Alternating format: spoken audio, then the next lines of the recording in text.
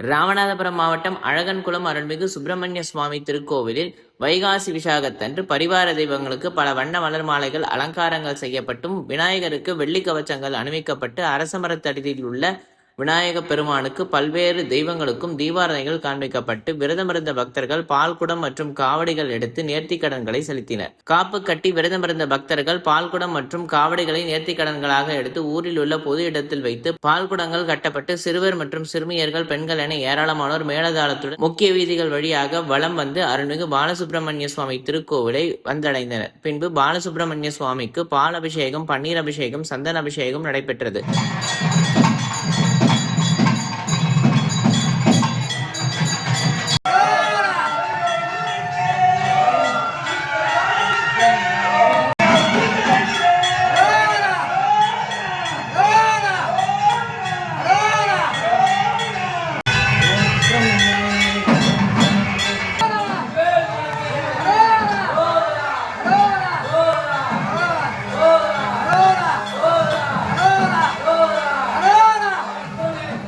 பாலசுப்பிரமணிய சுவாமிக்கு பால் அபிஷேகம், பன்னீர் அபிஷேகம், சந்தன அபிஷேகம் நடைபெற்றவுடன் சிறப்பு அலங்காரமும் சிறப்பு தீபாரதனையும் நடைபெற்றது.